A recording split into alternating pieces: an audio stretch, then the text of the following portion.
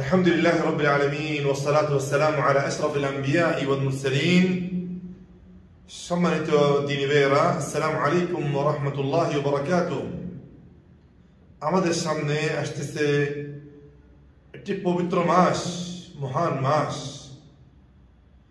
নেককার বান্দাদের জন্য একটা বড় সিজন, যে সিজনের মাধ্যমে আল্লাহর বান্দারা আল্লাহকে রাজি করে আল্লাহর সন্তুষ্ট লাভ করে।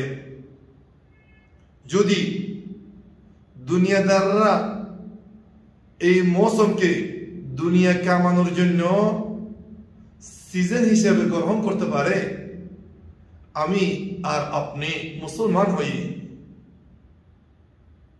জান্নাত কামানোর জন্য, আল্লাহকে রাজি করার জন্য, আমল সালেহ করার জন্য, ঈমানকে এবং তাকওয়া পরহেজগারিকে বাড়ানোর জন্য সিজন হিসেবে গ্রহণ করতে পারবো না।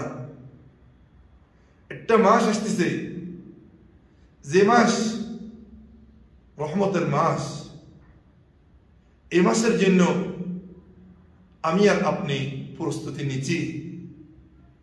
কিভাবে আমাদের প্রস্তুত হওয়া দরকার রমজান আসার আগে? অবশ্যই আমাদের কি হতে হবে? প্রস্তুত হতে হবে। কয়েকটি আমল বলবো, যে আমলের মাধ্যমে আমরা এই রমজানের জন্য প্রস্তুতি নিতে পারি। যদি আমরা এখন রমজানের আগে থেকে প্রস্তুত না হই, রমজান আমাদেরকে এমনি রেখে চলে যাবে। আমাদের আমলের মধ্যে পরিবর্তন হবে না, আমাদের ঈমানের মধ্যে, তাকওয়ার মধ্যে পরিবর্তন হবে না। হতে পারে জিবরাইলের বদদুআ আমাদের উপরে লাগবে, কারণ জিবরিল আলাইহিস সালাতু ওয়াস সালাম বদদুআ করেছেন ওই সমস্ত মানুষের উপর যারা রমজান পাওয়ার পরও নিজের গুনাহগুলি কি ক্ষমা করাতে পারে নাই। সেই নবীর আমার কিভাবে প্রস্তুতি নেব?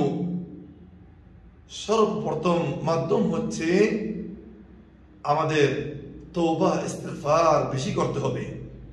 কারণ আমরা পুরো বছর আল্লাহর গুনাহ করি, যে গুনার কারণে আমাদের অন্তর কি হয়ে যায়? কালো হয়ে যায়, অন্ধকার হয়ে যায়,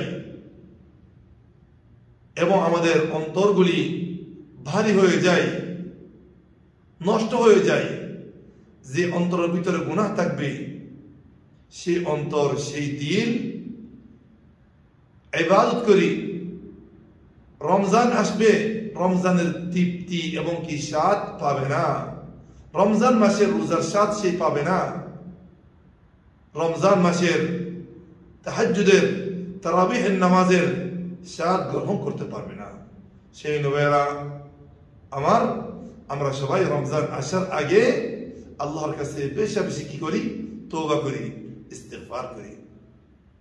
2 নম্বর মাধ্যম, কিভাবে আমরা এই রমজানের জন্য প্রস্তুতি নেব, কিভাবে আমরা এই রমজানকে স্বাগত জানাবো। রমজানের জন্য প্রস্তুত হওয়ার জন্য আমাদের ভালো নিয়ত করতে হবে।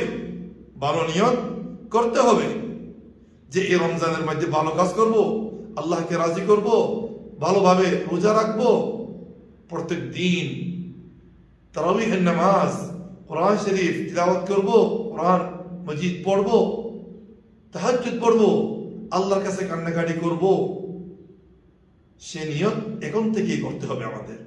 কারণ মুসলমান ভালো নিয়ত করলে আল্লাহ পাক রব্বুল আলামিন তাকে কি ভালো কাজ করার তৌফিক দান করেন। 3 নম্বর, আমরা আল্লাহর কাছে কি বেশি বেশি শুকরিয়া করব যে আমাদেরকে রমজান পর্যন্ত পৌঁছাতেছে, রমজানকে আমাদের পর্যন্ত পৌঁছাতেছে। রমজান আসার 1 মাস আগে, এই বিগত 1 বছরের মধ্যে কত আপনার আত্মীয় স্বজন, পরিচয়, বন্ধু বান্ধব, ভাই বেরাদার ইন্তেকাল করেছেন। আপনাকে আল্লাহ পাক রব্বুল আলামিন হায়াত দিয়েছেন, রমজান পাওয়ার জন্য সুযোগ দিয়েছেন। যারা কবরের ভিতরে আছেন তাদের শুধু আশা আকাঙ্ক্ষা, সে যারা দুনিয়ার মধ্যে আসবে, একটু আমল সালেহ করবে। আপনাকে সুযোগ দিয়েছেন, আপনি এই সুযোগকে ভালো কাজে লাগান। আল্লাহ পাক রব্বুল আলামিন আমাদের সবাইকে রমজান পর্যন্ত পৌঁছে দাও, সবাইকে রমজানের মধ্যে আল্লাহকে রাজি করার জন্য তৌফিক দান করো। আসসালামু আলাইকুম ওয়া রাহমাতুল্লাহি ওয়া বারাকাতুহু।